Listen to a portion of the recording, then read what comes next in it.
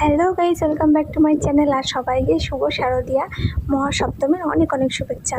হ্যাঁ, আমি জানি এখন সবাই মহালয়ার পরের দিন থেকে ঠাকুর দেখছে, সেখানে আমি আমার ব্লগটা দিতে একদিন লেট করে ফেলেছি। সপ্তমীর ব্লগটা অষ্টমীর দিন সকালবেলায় যাচ্ছে, তো কিছু মনে করো না, প্লিজ একটু অ্যাডজাস্ট করে নিও, কারণ এখন আমি নিজেই একটু লেট চলছি। এবছর পুজোয় আমার বাইরে বেরোনোর কোনো প্ল্যানিং নেই, শুধু প্ল্যানিং আছে ঘরের মধ্যে বসে মায়ের হাতে টেস্টি টেস্টি রান্না খাবো।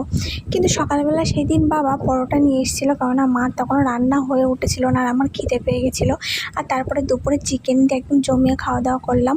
এই শুনেছিলাম পুজোর সময় নাকি ভীষণ বৃষ্টি হবে, কিন্তু মা দুর্গা সবার মনের কথা শুনেছে, কাউকে আর নিরাশ করেনি। তাই ঝাঁ চকচকে রোদ দিয়েছে। রোদের যে এত তাপ আজ কদিন আর প্রচণ্ড গরম পড়ছে, আমার তো কষ্ট হচ্ছে, কিন্তু যাদের সুন্দর সুন্দর পুজোর প্ল্যানিং আছে তাদের মুখে কিন্তু চওড়া হাসি, তাই না? তো আমার এই 8 মাসের প্রেগনেন্সি জার্নিতে অপেক্ষায় আছে শুধু কবে সেই ছোট্ট সোনাকে কোলে পাবো, আর সামনের বছর আমরা 3 জন একসাথে ঠাকুর দেখবো। তো বিকালবেলা সেদিন আর দুধ খাইনি, একটু ছানা করেছিলাম, আর ছানাটা চিনি দিয়ে ভাজলে না অনেকটা সন্দেশের মতন হয়ে যায়। তো আমি বাড়িতে ট্রাই করেছিলাম, দেখো কালারটা এত সুন্দর এসেছিলো না, আর খেতেও খুব ভালো লাগছিলো। এইভাবে আমি আগেও একবার করে খেয়েছিলাম, সেটা ভিডিও করা হয়নি, তাই ভাবলাম এই দিনটা ভিডিও করে দিই। তো সবাইকে শুভ শারদীর অনেক অনেক শুভেচ্ছা। সপ্তমী সকাল সবাই সুন্দর কাটাও।